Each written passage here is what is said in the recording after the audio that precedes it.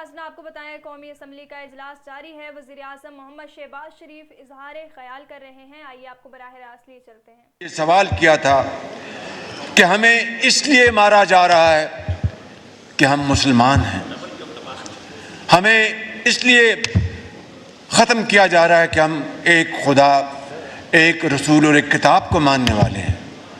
جناب اسپیکر، یہ سوال اس ناانصافی کی وجہ سے ہے جو عالمی اداروں اور قانون پر عمل نہ ہونے کی وجہ سے دنیا کے ہر بچے اور انصاف پسند انصاف کی زبان پر ہے. ایک سے دوسرے کونے تک کروڑوں مسلمان ہی نہیں، اربوں مسلمان ہی نہیں، دنیا بھر کے انصاف پسند اور انسانی حقوق پر یقین رکھنے والے، ہر نسل، ہر مذہب سے تعلق رکھنے والے اربوں انسان بھی آج یہی سوال اٹھا رہے ہیں. یہ کسی خاص سوچ، مذہب یا عقیدے کا سوال نہیں جناب اسپیکر، یہ دنیا بھر کے انسانوں کے مساوی بنیادی حقوق کی فراہمی کا سوال ہے. یہ قانون اور عدل کے یکساں اطلاق کا سوال ہے. یہ اس بچے کا سوال ہے جسے دنیا میں آنکھ کھولتے ہی خون میں نہلا دیا گیا. یہ اس ماں کا سوال ہے جو آج جنت الفردوس میں موجود ہے کہ اس کی شہادت کے بعد اس کے پیٹ سے اس کے بچے کو نکالا گیا جناب اسپیکر. اور اس یتیم بچے کا سوال ہے جو آج ہسپتال میں اپنی ماں کو تلاش کر رہا ہے. جناب اسپیکر، یہ ان اصولوں اور قوانین کی عملداری کا سوال ہے جس کے لیے اقوام متحدہ سلامتی کونسل، انسانی حقوق کے ادارے وجود میں آئے تھے. اصل سوال تو اس انصاف کا ہے جس کے سنہری اصولوں پر مشتمل چارٹر تیار ہوئے. دنیا بھر کے انسانوں کو یقین دلایا گیا کہ ہم دنیا کو انصاف کا گہوارہ بنائیں گے. آج ہزاروں شہیدوں کا خون، لہو پکار پکار کر وہ انصاف طلب کر رہا ہے. آج عالمی انصاف، اصول، وعدے، دعوے اور عالمی ضمیر خود کٹہرے میں مجرم کھڑا ہے جناب اسپیکر. اور ایک دن جواب تو دینا ہوگا. جب کھلم کھلا عالمی ضابطوں کی دھجیاں اڑائی جائیں، جب بے گناہ انسانوں کی بستیاں خاک و خون میں لت پت کر دی جائیں، جب اقوام متحدہ اور میڈیا کے دفاتر، اسکول اور ہسپتال تک درندگی کا نشانہ بن جائیں گے تو ایسے سوال تو جناب اسپیکر پر اٹھیں گے. صبر کا پیمانہ تو پھر لبریز ہوگا. فلسطین میں صہیونی ریاست انسانیت کے خلاف جرائم کی ہر حد پار کر چکی ہے جناب اسپیکر. عالمی عدالت انصاف کا فیصلہ، اقوام متحدہ کی سلامتی کونسل اور جنرل اسمبلی کی قراردادیں، جنیوا کنونشن، انسانی حقوق کے اعلامیے، مذہب، دنیا کے کروڑوں انسانوں کا احتجاج اور جنگ بندی کی اپیلیں، سب کچھ ہی آگ اور بارود کی نظر ہو چکی ہے. دنیا پر بے بسی اور بے حسی کا راج ہے.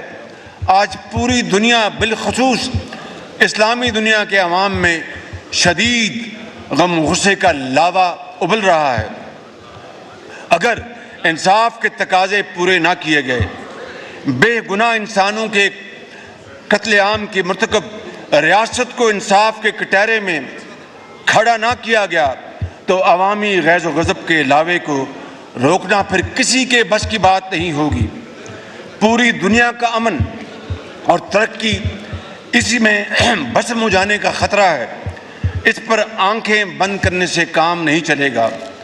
جناب اسپیکر، 31 جولائی کو جناب اسماعیل ہنیہ کو اس وقت شہید کر دیا گیا جب وہ ایران کے نو منتخب صدر کی حلف برداری کی تقریب میں شرکت کے لیے تہران میں موجود تھے. یہ امن کی کوششوں کے لیے بہت بڑا دھچکا ہے. پاکستان کی حکومت اور عوام کی طرف سے جناب اسماعیل ہنیہ شہید کے قتل کی شدید مذمت کرتے ہوئے شہید کے اہل خانہ اور فلسطینی عوام کے ساتھ تعزیت کرتے ہیں۔ Pakistan extra judicial, extra territorial killings سمیت ہر طرح کی دہشت گردی کی بھرپور مذمت کرتا ہے۔ اس واقعے میں جو بھی ملوث ہے جناب اسپیکر، اسے قانون کے کٹہرے میں کھڑا کیا جانا چاہیے۔ میں صہیونی ریاست کی بار بار ذکر کر چکا ہوں جناب اسپیکر، بار بار اپنی تقریر میں، ایک مرتبہ پھر صہیونی ریاست نے جرائم کیے ہیں، انہی کو کٹہرے میں لانا ہوگا۔ 10 اپریل کو صہیونی ریاست جناب اسپیکر عکاسی کرتی ہے اسرائیل کے سفاکانہ کارروائیوں کی۔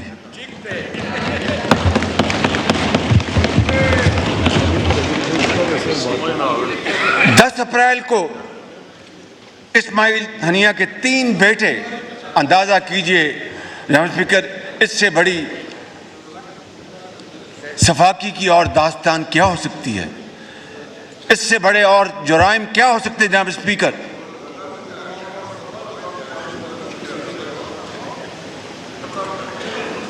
کہ 10 اپریل کو اسماعیل ہنیہ شہید کے 3 بیٹے حزم، عامر اور محمد اور ان کے 4 پوتے اور پوتیوں، ان کو بھی شہید کر دیا گیا۔ دنیا کی تاریخ میں، عصر حاضر کی تاریخ میں اس سے زیادہ ظلم اور زیادتی کی اور کوئی داستان نہ سننے میں آئی نہ دیکھنے میں آئی۔ اور جناب اسپیکر اس سے بڑی میں سمجھتا ہوں کہ عصر حاضر میں قربانیوں کی اور داستان کیا ہو سکتی ہے، اور تاریخ ان قربانیوں کو ہمیشہ سنہری حروف میں یاد رکھے گی، اور یہ قربانیاں ضائع نہیں جائیں گی، یہ ضرور اپنا رنگ لے کے آئیں گی انشاءاللہ۔ اب وہ خود بھی شہادت کے بلند رتبے پر فائز ہو گئے ہیں۔ جو قوم اپنی آزادی کے لیے ایسی عظیم قربانیاں دے رہی ہو، اسے کبھی شکست نہیں دی جا سکتی۔ جناب اسپیکر، گزشتہ روز اتحادی جماعتوں کے ایک اجلاس میں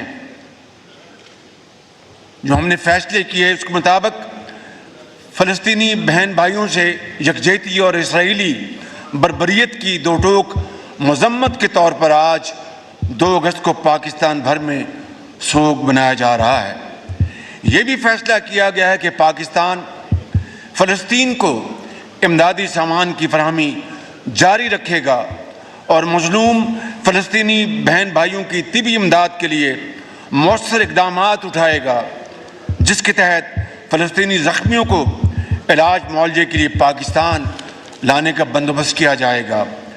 ہم نے یہ بھی فیصلہ کیا ہے کہ فلسطینی طلباء کو اپنی تعلیم، میڈیکل طلباء کو تعلیم جاری رکھنے کے لیے پاکستان کے میڈیکل کالجز میں امدادی بنیادوں پر داخلہ دیا جائے گا۔ ہم مطالبہ